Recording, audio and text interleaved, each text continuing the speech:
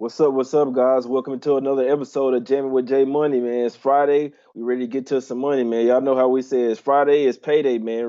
Ready to cash some tickets, man. How y'all doing? How was your day yesterday, Jordan? Not bad. Down a little bit yesterday. Probably a good thing I wasn't on the show. I had a couple of good plays, but had a couple of really bad ones. Was on the under in both Phoenix, Atlanta, and Chicago and Milwaukee, and those just skied over. But it was on the Bulls plus 11.5, so that ended up working. And I ended up cashing the under in the late game, Brooklyn and Denver. So a little bit of a mixed bag. Lost my prop play to kind of send me on the negative for the day, but not too bad. Definitely looking forward to getting it back on this one, but a pretty sharp card on here on a Friday. I'm really interested to see what you guys have to think because I'm struggling to come up with more than one or two plays, even with a somewhat big slate here. Yeah, how was your day yesterday, Junior? That was my worst day of the year so far. My three official plays yesterday. It was the first day that I didn't hit a single play, so looking to bounce back for sure. I had the Bucks my second 6.5 first half. They went 4 for 18 from three, so they only won that first half by one. They just didn't play well at all. Even though they scored 124 points and won the game, they're just playing against a team that's not as good as them. That being said, I had the under in the Denver game. I had under 109. It finished at 110, so I don't really need to go any further with that. But listen, man, that's the way it goes sometimes. Just got to keep learning, keep grinding, get this money today, bro. Let's do it. Yeah, let's do it, man. Yeah, yesterday we saw that the Heat went over there and handled business versus the Cavs. We're blowing them out in that game before the Cavs made it look respectable, but that game wasn't that close. Heat went over there and blew them out. Dragic and Hero, everybody played in that one, so they handled up, did what they were supposed to do. The Clippers, Kawhi ended up sitting in that game last night. And PG made his debut. You know what I'm saying? I was figuring, and then when Ingram was out, obviously I was feeling good. You know what I'm saying about the Clippers. They end up losing the game. I can't believe that the Pelicans won with no Okafor, no Lonzo Ball, no Ingram, no Josh Hart. I mean that was pretty crazy that one, but they end up getting the win. The Clippers allowed 132 points. Man, they're gonna have to lock up on defense a little better. They're a better defensive team than them. That did surprise me there, but end up taking an L with that one. I did hop on the under there late when I saw Ingram out. I mean, that was still a damn good play with Ingram. You know what I'm saying? They just, I don't know, bro. The Clippers weren't playing no defense yesterday. That one did hurt. The Mavs, they lost to the New York Knicks again. Once again, man, bottom team, one of the bottom teams in the league. They lost to them twice in 1 week. Porzingis, you know what I'm saying, seemed like he was a little rattled out there. They only scored 35 points in the fourth quarter there. Ended up taking the loss in that one by 3 points. The Knicks got their third win this season, man. Second win against the Mavericks. That was pretty crazy there. Let me see. We got the Bulls and the Bucks. I was on the under in that spot, man. That first half, I mean, the first half was absolutely ridiculous, man. 131 points at the half. I knew that under wasn't look good. Still had kind of a late chance in that one, but ended up going 239. You know what I'm saying? Didn't cash that one. That was pretty crazy there. The Suns, they end up handling business versus the Hawks over there pretty easily, man. Pretty easily. They you know what I'm saying, went over there and smacked the Hawks. They're going to put 128 points on them. Like I told you guys, hey, if they contain Trae Young, it's going to be real a long night for them. And then the Nets and Denver game, Nets only muster up 93 points. It was kind of crazy there. Denver, you know what I'm saying, barely covered the spread there. Depending on what you got, it was at 8.5. Did drop to 7.5 when Kyrie got announced in. So that one landed right at 8. I hope you guys end up cashing on that one. Let's welcome in the chat, man. We got M Franco in here. Say, let's go Triple J's. Let's do it, man. Tomarino Tomar says Mavs can't defend at all. Their road wins early in the year. Exactly, man. I mean, they still got good road wins, but they got to get together on defense, man. Captain Tab, what's up? What's up, Luke DM? We got Vail Gotti in here, Stephen Montez, Ronnie Christie. What's up, Derek Page? We got everybody here, double vision. You know what I'm saying? It's a lot of people in here, man. We appreciate y'all for tuning in. And like I say, it's Friday. We ready to get to some money, man. Yesterday was yesterday. Not a good day for me whatsoever. Couldn't even cash the parlay with the Suns money line and the Mavs money line. That was pretty frustrating, man. The Mavs, you know what I'm saying, couldn't even win in a revenge spot. That was pretty fucking crazy. But on to today, man. I got a game where it's quadruple revenge here. We're going to go ahead and get to this first game, the Pistons versus the Hornets, man. This is quadruple revenge from last year. The Pistons lost every single game to the Hornets they did last year. They're getting a full squad back today. Gonna have Griffin, Rose, you know what I'm saying, Drummond, everybody back tonight. It's too much firepower for these Hornets. The Hornets are 29th in rebound. They're 27th in turnover percentage. They lost 4 straight games. The Pistons lost 3 straight as well. This is like the only game, you know what I'm saying, in the whole week. They're going to come to play today, man. We know that the Hornets are not that good of a team, and I'm not going to shit on them too bad. They've been playing well. Not sure if Bacon's going to play here. He's going to give it a go. It's game time decision, but I like this Pistons team more than the Hornets right now. The way that they've been playing lately, and like I say, a full go. Who's going to stop Drummond down there? You got Griffin come back. He had 19 points and 7 assists, 6 rebounds in his first game. He already looked like he was damn near mid-season form, especially with the passes, you know what I'm saying, that first game. I like the Pistons here to get this road win. I'm not a big fan of laying chalk on the road, but I'm not fucking playing around today, man. I'm all over the Pistons here in this spot. What you guys think about this one, Junior? I'm right with you. It's not an official play of mine, but I'm all over the Pistons here. I think that them getting back Blake, Derrick Rose, and listen, we gotta have to start taking Luke Kennard a little bit more serious. He averaged 20 points a game as a sophomore at Duke, so it's not out of nowhere. It just took him a little bit longer than you would expect for where he was drafted to get used to the NBA speed. But it's only been like 10, 12 games, but he looks legit. So you've got 3 guys right there that can really get it done, on top of the fact that Drummond is dominant inside right now. I like the Pistons in this spot, to be honest. I know they've lost 3 straight games, but if you look at those games, they were actually in all of those games. It's not like they're out there getting their butts whipped, so I don't see why they can't take care of business in this spot. So I'm on the Pistons. I'll probably take that a little bit later on today. What you think on this game, Jordan? Probably a stay away spot for me, but the Pistons do have the value, I think, at only 3.5. You've seen a little steam chase upward on them. I think I'd be maybe a little bit more interested in taking the over in this game, just because neither team seems to be very interested in defense. And like you guys said, with Rose and Griffin back in this game, they're going to have a lot more offensive firepower than they did in their previous contest. And Charlotte, as we know, is very inconsistent on defense. At home, it does scare me a little bit. I think what Jay said, it actually is being a little bit undervalued here. Is if Bacon misses, he's one of their main wing defenders outside of Miles Bridges, and if he misses this game, obviously they've been starting Graham, and they're going to continue to do that. So Bacon's going to be coming off the bench, but I really see a lack of defense from both sides of this game. So I'm probably leaning over. It's already ticked up a point and a half. I might end up taking that. I haven't yet. I probably like that a little bit better than the Pistons laying 3.5 on the road, but I'm not going to disagree with anything you guys just said on that. The Pistons are by far the better team in this one. Exactly, and the Hornets are second worst, man, in opponent fast break efficiency. I see the Pistons, you know what I'm saying? That, like I say, the Hornets defense just isn't there, even in that last game. When they lost that game to the Grizzlies, I know they didn't have Bacon, but you know what I'm saying? Terry Rozier had his season high. Malik Monk had his season high in that game, and Graham as well had a damn good game, and they still lost. Their defense just isn't there, man. They're going to have to lock up. The Pistons pretty much do everything in every category better than them. I like the Pistons in this spot. Like I say, 3.5. I think this is a buy low spot on them Pistons here. They showed that they could play well here early in the season. Not going to talk too much about it. It's just time to cash the ticket now, man. You know what I'm saying? This is one of my better plays of the day. Like I say, quadruple revenge. They played the Hornets 4 times last year. Kemba Walker averaged 27 points in those games. He's not there today. Terry Rozier is not a Kemba Walker. This is the Pistons' time to beat up on the Hornets. Like I say, they owned them last year. They're going to remember that here, and they finna come in here and get this win, man. I'm all over the Pistons -3. Let's cash it on the full game, man. Let's get into this 76ers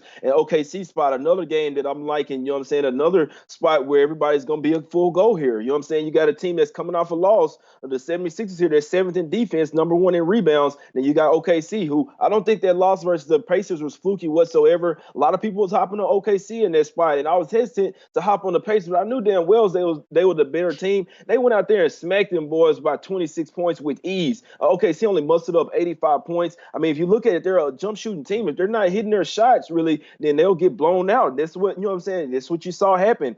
Schroeder's coming down to life, coming back down to earth here once again. OKC is 28th in offensive rating and 28th in rebounds. I see the 76ers. This is a bad spot for OKC. I know they're at the house, and it is tough laying points on the road here, but like I say, 76ers off a loss. They're gonna have Embiid, Horford, Simmons, everybody in there tonight. I just don't see I don't see OKC having enough scoring to keep up with the 76ers tonight. This is another spot where I'm buying low on the 76ers here, -3, man. Lately, OKC hadn't looked as good as they did, you know what I'm saying, early in the year. I know they took the Bucks, you know what I'm saying, to the wire, but that was the last game of a road trip, man. The Bucks really were covering their spread, and he just got sleepy late in that game. Don't let that final score fool you here. I know that OKC lost the past 2, but this is not another team that I don't think is that good as they've looked. I'm on the 76ers here, man. Any thoughts on this game, Jordan? Probably not for the full game here. I actually kind of might lean towards the Thunder in the first half just because Philly's been a really slow starting team, especially on the road. But you're right, with Embiid back, I don't know if that's going to be the case tonight. I don't think Steven Adams is going to have a chance to slow him down after being rested and not playing for the last 4 nights or whatever it's been. I think there is something that it does not need to be overlooked here, and that is if Josh Richardson is truly banged up like he's been talked about, he's really one of their only reliable sources of three-point shooting, maybe outside of Tobias Harris, who's a bit of a streaky shooter at times too. If Philly isn't knocking down shots on the road and OKC's playing good defense, which they've proven they can do this season, they have some guys that can play. Terrence Ferguson's going to be back tonight. He missed their last game against Indiana. I think that was an undervalued. He's easily their best wing defender. So I wouldn't be as excited about Philly as you laying points on the road. I do think that if they're hitting shots, though, it's a wash. They're going to win this game by double digits. But if OKC comes to play, especially earlier in the ball game, hangs around, continues to hang around, they could have a chance to cover this one. So I'm probably laying off the full game lines in this one. I may even lean towards the Thunder in the first half here. Maybe like a small money line play just in case that does happen and Philly's missing shots, but probably a stay away spot for me on the full game. But I am going to examine that first quarter and that first half line just a little bit more, I think, once we get off this call. Yeah, I mean, I'm very excited with laying this short 3.5 with the 76ers here. Any thoughts on this game, Junior? I don't have an official play on this game, but I do agree with something that you're saying. I think this is just a really good price for the 76ers. They're still at full strength. They're like one of the 5-6 best teams in the NBA. So at -3.5 against an Oklahoma City team who struggles to score and a Philly team that's going to bring defense, I like this price. I don't even have too much to say. I just like Philly in this spot. I haven't touched it yet, but I think I might be on it. I might tell you on this one because I just don't see how, like, Oklahoma City's three best players, Chris Paul, Gilgeous-Alexander, and I just don't see how Oklahoma City's best players get off in this game, especially the way they struggled in the last game. I just don't like this spot for Oklahoma City at all. So I might tell you on this Philly play for sure.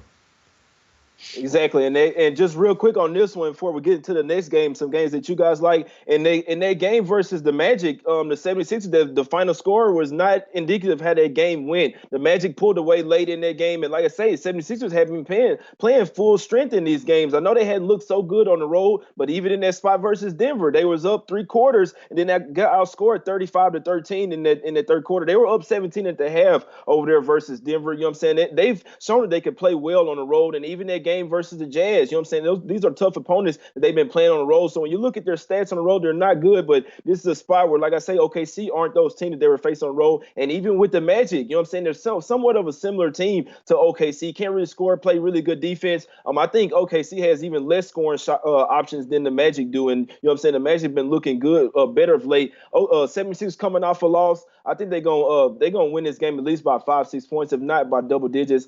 This is another game I'm all over the 76 in this spot. Let's go ahead and get into this Washington and Minnesota spot. I'm gonna let Jordan bring us into this spot. I don't have anything on this game.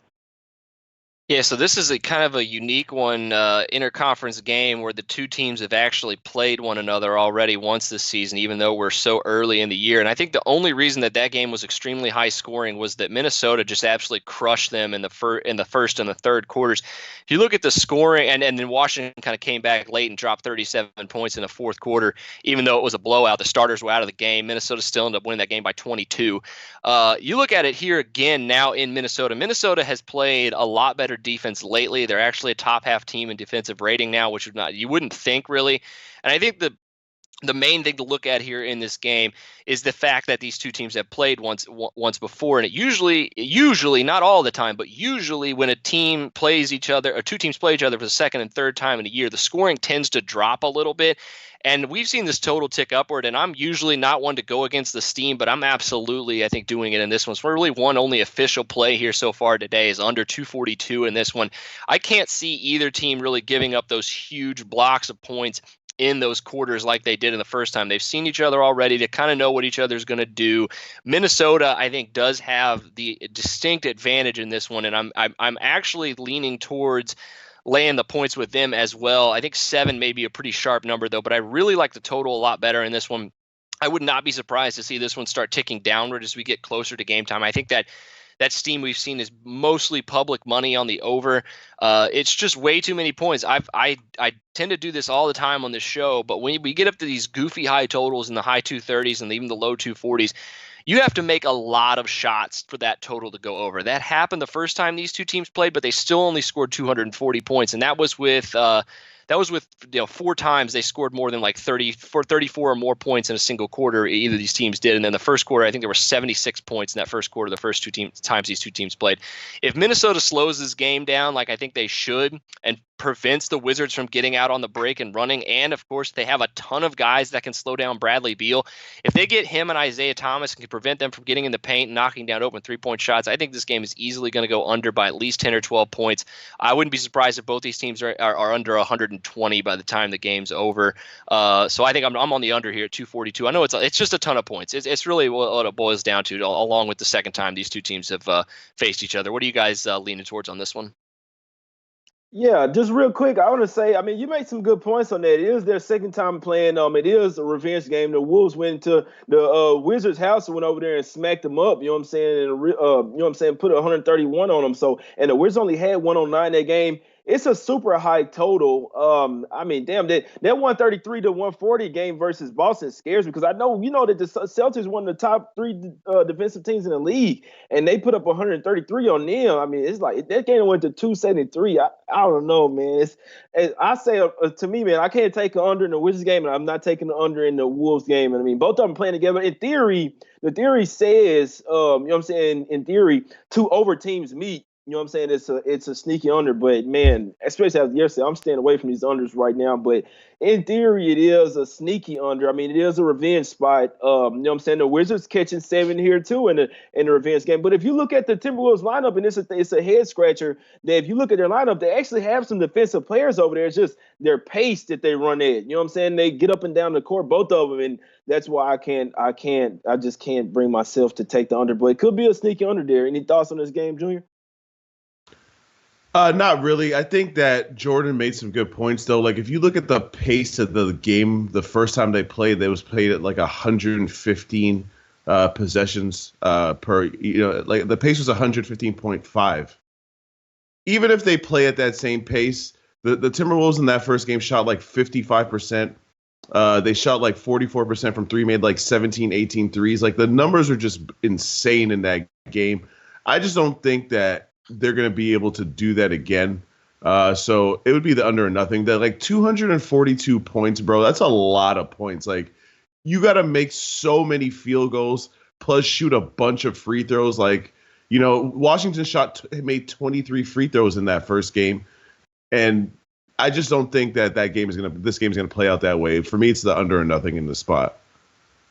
Exactly. And one person pointed out in the chat that I forgot as well, because I just didn't care about this game. So I'm telling you the truth, I didn't even just go super, super deep into it. Cat didn't play in that game last game as well, but still, man, I don't know. I can't take the Timberwolves in this spot. I think at some point that you saw how the Wizards were scrappy versus the Celtics. You know what I'm saying? 9-1 Celtics out here, best team in the league so far. They were scrappy against them and only lost by 7 in their house.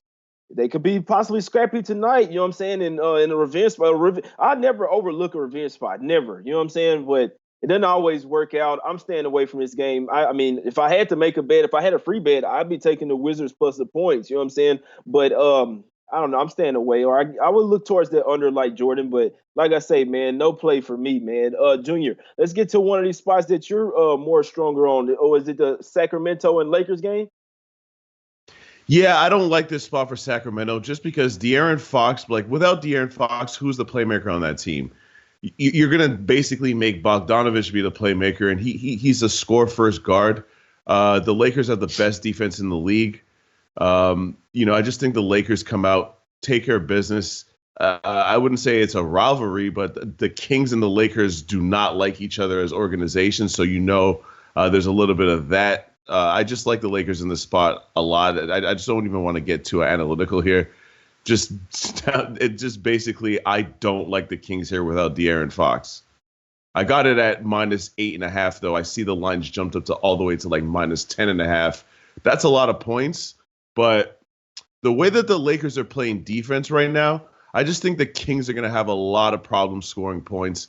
The Lakers have held like 5 or 6 different opponents to like under 100 points, even under 90 points. I just think the Kings are going to struggle in this spot. Yeah, and I feel like that, Junior, if you feel in that way, you got to lean to the under as well. Because, I mean, we saw the Kings defense did look a lot better without Fox, and they play a whole lot slower. Obviously, with Corey Joseph running the point guard, they held the Blazers to 99 points. We know that is, pretty much Lillard and then everybody else. But even still, with Lillard doing whatever he wanted to do, getting his foul calls, getting to the line, everything, they still only held him to 99 points, and their game sailed under the total. So I'm willing to think that I think that Fox injury, definitely leads to more of a unders games from the Kings with them running a lot slower pace. The Lakers are 4-0 ATS the past 4 versus the Kings, and 6-1 the past 7. But me personally, I'm staying away from it. Avery Bradley is ruled out as well. Obviously, he's gonna be out for a little week or two. This Lakers team is stacked, man. I'm telling you guys. They're gonna have Davis back in tonight. Obviously, LeBron, he's not doing the load management. There's no back-to-back. There's no real look ahead for the Lakers. Reason why I'm staying off of it's Lakers or nothing for me. I'm not taking the Kings here. They could be scrappy in this spot. It's just a spot that I'm staying away from. I see stronger spots in here, and like I say, the Lakers, they're a really deep team, man. A lot of people undervalue them, right now, or say they're overvalued. But, they've proven time and time again. If you look at the NBA math, they're one of the top teams, in the league right now, even with playing a tough schedule. This Laker team is stacked, man. I was telling people about them all summer, and people thought I was crazy. But, they come out showing you guys their roster. Any quick thoughts on this game, Jordan? I can't help but think that was a small shot at me because I've said on this show that the Lakers are overvalued. I think maybe people misunderstood me when I said that. I think they're overvalued in regards to like their title chances, not necessarily like game to game in these certain spots. Because you're right, their defense is just absolutely outrageous right now. They're holding opponents like 94 points per 100 possessions at home. That's insanely good. Ranks first in the league. No play for me on this one, but I will say that is a damn good number that Junior got at 8.5. I'd be very happy with that considering it's up to 10.5 now. I'm a little scared of the under, but I will agree that I think that if the Kings, with Corey Joseph starting, do slow down, they were slow already, considering compared to where they were a couple years ago and even last year, they slow down even more. This game could definitely go under, but it's already steamed down 3 points, so I'm probably laying off both sides of this one. Yellow Jesus say it sound good when I rock the headset. Man, hey, I might have to go to it. Want to change it up a little bit today, man. Want to change it up. And no, a lot of people were saying that the Lakers are overvalued. A lot of people were saying, especially early in the year, they just keep getting wins, win after win. Like I say, 9-2 on the season, 5-1 at the house. You know what I'm saying? So a lot of people, they may think they're overvalued, but hey, they keep on playing. But let's get into this Celtics and Warriors spot, man. So you got the Celtics as 9-1. Like I say, 4-1 on the road. You got the Warriors here. This would be a big time game, but the Warriors not looking so good right now. 2-10 on the season and 1-5 at the house. Like I say, man, the Warriors win total under 47.5. I'm gonna keep going back to it, man. It's looking damn good, man. I don't see how we mess up on that one, Curry coming back or not. This could be a little tricky spot for the Celtics here, though. Like we say, they've been reeled off 9 straight wins since their first loss. We know they're going to slip up at some point. I'm not one to hop in front of one of these teams. It's the first game on the long West Coast road trip. And it could be a potentially vulnerable spot for them. I know the under has went 7-0 the last 7 in the series and 12-2 in the last 14. I'm staying away from it. Celtics did just give up 133 to the Wizards. In theory, you think they would want to work on the defense here. The Warriors obviously don't have a whole lot of scorers out there. They only scored 94 points last game, 108 the past 2 games before that. I don't see it being a particular up and down game. I think if the Warriors do catch them sleeping, that the Celtics don't really have a good offensive night. So I'm staying away from it. If I was to take an under today, though, this would be the spot. I'm really close to taking this under, but I'm seeing a lot of teams, even the good defensive teams, not playing defense, like them giving up 133 to the Wizards. I'm staying away from it, but I got to lean to the under in this spot. What's your look on this game, Junior? I took the Celtics for a couple different reasons. Maybe it's just my bias that I've watched the last couple of games. But I just feel like the way that their offense is rolling right now, the fact that they play defense no matter where they play, who they play, I just like them in this spot here. I like the way that they match up with these guys. if you look at the Celtics last couple of games, right? They've scored like first of all, their offense has been so hot. They're ranked number one in offensive efficiency right now. And if you looked at the way that they started the season, their players weren't making shots. I mean, Jason Tatum is still shooting under 40% from the field. He started off the season so bad. In the last 3 games, they scored 140, 116, 135. They're scoring a lot of points right now. And if they're going to be scoring in the 115 to 120 range, they're going to beat most teams on most nights. And I just think this Golden State team has nothing that these guys can't handle. I just like the Celtics a lot in this spot, right? I'm just trying to roll with the hottest team in the NBA right now. And one thing to mention, the Celtics have yet to play in this arena. It could come to play potentially. You know what I'm saying? It's a little different, background atmosphere. You know what I'm saying? These are professional players, but still, like I say, this is their first game in their new Chase Center over there. So it could be, you know what I'm saying? That makes me lean to the under even more. Like I say, I hadn't taken it, but damn, I think this is the sneaky under of the day. And like I say, in theory, this is a bounce back for even though the Celtics won that last game, you give up 133, and I'm like, come on, bro, I can't believe we gave 133 to the Wizards, even though we put up 140. Come on, bro, we playing that game. Let's come in here and lock down. You know what I'm saying? And we know that defense travels. Where will their offense travel? I'll tell you guys, if I had a free bet on here, man, I'd be taking. I'm sorry, Junior. I had to take the Warriors here plus the 8 at the house. I just think it's a vulnerable spot for the Celtics. They come in here and win this. I mean, you saw shit. You was watching versus the Wizards. I didn't even watch the game. You one told me that, you know what I'm saying, that the Wizards had a lot of fight and the Celtics really let them come back and win. And shit, do they care about blowing this team out, the Warriors team out? Will they overlook them? In theory, you know what I'm saying, they should want to step on them while they're down. But teams hadn't really been doing that. I mean, some of them have, but don't overlook them, because if they come in here to play, then I can see the Celtics win this game by 4 or 5 points. You know what I'm saying? Obviously, the public going to be all over the Celtics in this spot. If I had a free bet, it's Warriors and under for me, man. Any look on this game, Jordan? I was really kind of excited to take the under in this one. And I mean, but the one thing that's really preventing me from doing is exactly what Junior was talking about. This Celtics offense has been absolutely insane recently. I mean, they're averaging like 125 points in their last 5, and the Warriors are giving up about that much in their last 5. And they're the worst defense in the league right now. They're bad at home. They're bad in the first half. There's a distinct possibility that Boston just absolutely destroys them tonight by offense alone, let alone their defense, which we know is good and can and really comes to play against anybody, regardless of matchup. So the one thing that kept me off of, and I mean, the Steam's, if you're chasing Steam, it's definitely an underplay. But like for me, I would not be surprised to see Boston score like 130 points tonight. Like I think there's a distinct possibility that they absolutely destroy the Golden State defense. They're already the best, like Junior said, the best offensive efficiency in the league. They're good on the road. They're good at home. It doesn't matter. And that's just a quality of a good coach team. And Brad is going to have these guys up to play on both ends, regardless of who they're playing. They're in a really tough road swing right now. I think they're like 5 in a row on the road, and 8 of 10 on the road. Like they can't afford in an Eastern Conference with Milwaukee and Philly, who I think are still better than them, but they can't afford to give up games like this. And they're going to come in, they're going to lock down, and they're going to just absolutely destroy Golden State. I think here. I don't know if I'm on the 7 here or not, but I may have to tail Junior in this one because all signs point to them just dropping a ton of points tonight. Maybe their defense has a let down. I don't think so. It's the one thing keeping me off the under. But if I did have a play on this game, it would absolutely be the Celtics. Yeah, exactly. Gas station sushi says Warriors money line. Man, we're gonna have to give you props if the Warriors do end up getting this cash. I'll tell you something. If they do overlook, I mean, I don't think it's too far fetched, man. I don't know. It's crazy, especially the way the NBA been going lately.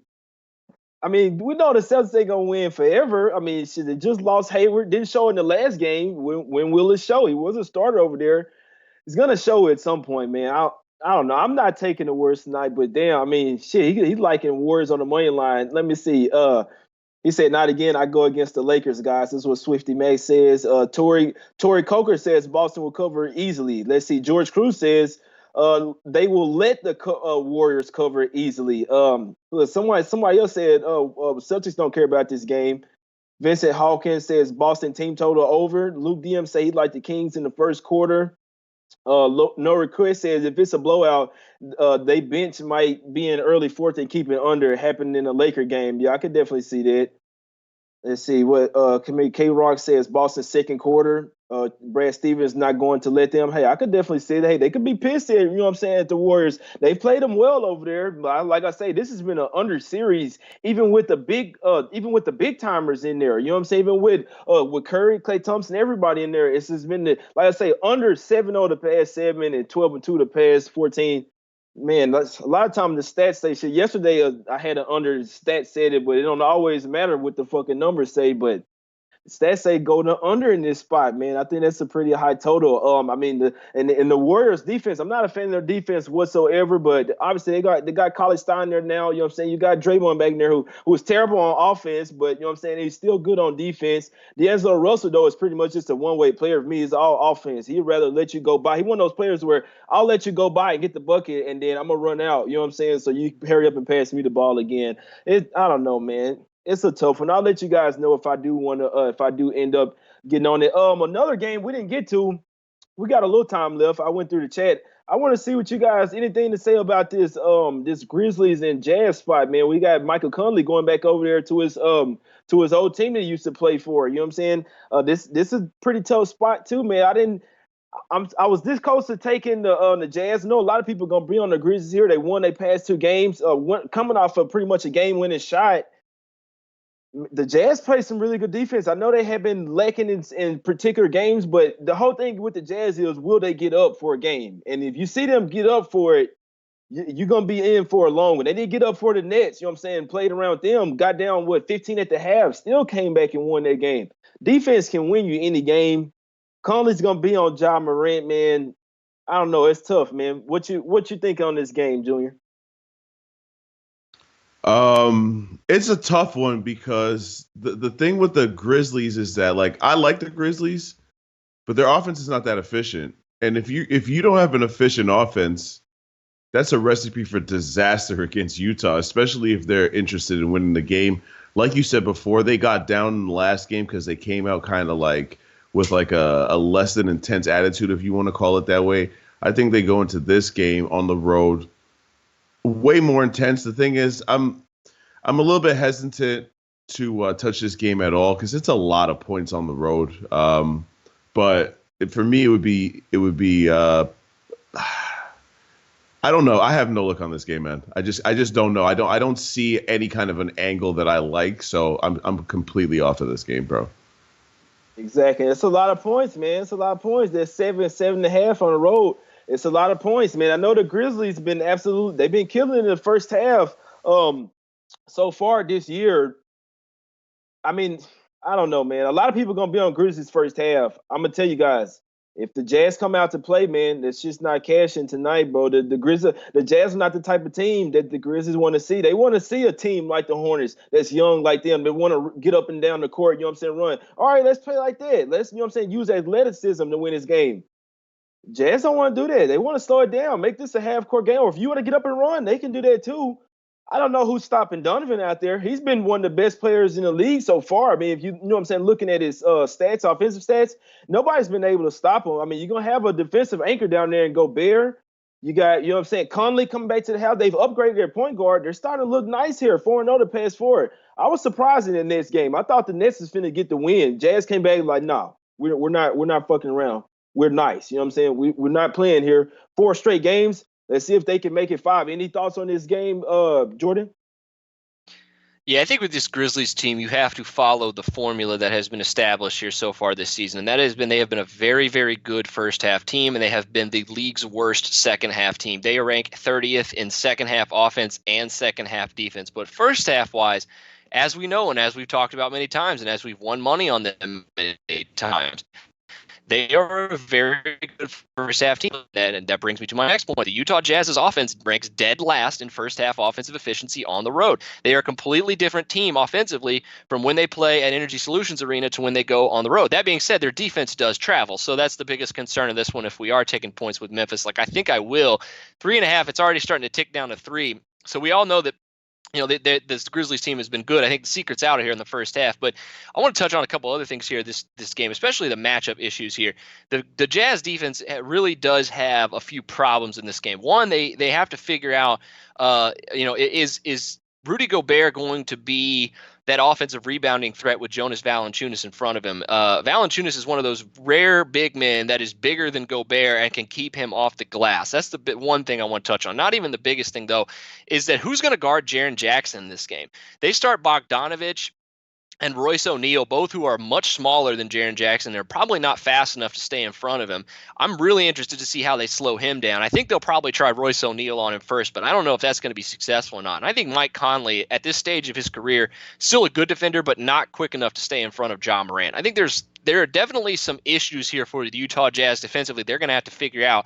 Granted, they're the best defensive team in the league, and they're gonna figure out some of these things, but I don't think they're going to be able to figure out all of them. This Memphis team has had success early in ball games, especially at home, by running fast, getting out on the break, and playing with the lead. And then they can do that. They can gamble on defense. And this Utah offense is just not very good right now on the road in the first half. They may be able to cover this 7 points. I would not be surprised at all if Utah comes out, absolutely smacks them in the third quarter, and takes control of this game and wins by double digits. But I also would not be surprised to see the Grizzlies leading at halftime. And that's kind of what I'm betting on here. I may make a small money line play on the Grizzlies here in the first half. May take those 3.5 here too before they dip down to 3. I wouldn't discount them in the first half, but once again, this Grizzlies team has been awful in second half, so it's probably a stay-away spot for me on the full game line, but I am once again very much leaning towards and probably going to end up taking the 3.5 with Memphis here in the first half. You got to ride it until it's not hot anymore. It's been hot all season. You got to ride it until it's cold. Yeah, exactly. Hey, if you've been cashing off of it, you know what I'm saying? I could definitely see it. Like I said, I think it's like 8-1 or 8-2 on the season so far. So I mean, hey, it could cash today. One thing that scares in this one, when the Grizzlies when the Mavs came into their house and beat them without KP over there, the Mavs did not really play defense. You know what I'm saying? And the Grizzlies couldn't stop the Mavs over there. So that's one game that really that you know what I'm saying. Some of these games that when you really compare it to teams they've been playing, like I said, I think that younger teams, you know what I'm saying, if it's a young team that wants to run and gun with them, or an old team that can't really run and gun with them, the Jazz have the perfect mix, in my opinion, of young and old. And like I say, especially with Conley having added motivation going in here, showing them, hey, look, you know what I'm saying, this is why I left this. Hey, look at my new team. Look at this shiny new toy I got. I think I might go against everybody here and take the Grizzlies in the first half. And, I mean the Jazz in the first half and the full game. I hadn't pulled the trigger. I might tweet that one out, man. I might have to go against the grain here and say that the Jazz gonna come out rocking, but hadn't made it a play yet. My main two plays today are the Pistons and the 76ers. But got both of them at the -3. You know what I'm saying? I'm pretty nice on both of them, man. Those are my best two looks of the day, man. You want to recap your plays, Junior? Yeah, real quick, I kept it light today. Celtics -8. I think they smacked these boys up. And Lakers -8.5. The Kings without De'Aaron Fox, I don't like them at all. What's your plays, Jordan? I got under 242, Washington, Minnesota. I got Grizzlies. Probably will, after we get off this call, take the 3.5 with Memphis and a small money line play on them in the first half. And a game we didn't touch on just real quick. I know we're touched for time, but I'm really interested in taking the Pacers and points with them on the road. No Clint Capella for the Rockets tonight. I think that's going to go way undervalued. They have the horses to slow down James Harden. I think Malcolm Brogdon's going to do a really good job on him tonight. He's probably not going to keep him under 30. But as long as he keeps them in that low 30s, I think the Pacers have a chance to cover in this one. Haven't made that official yet. I need to do a little more research on this one, but that's the only other lean that I got today is Pacers plus the points.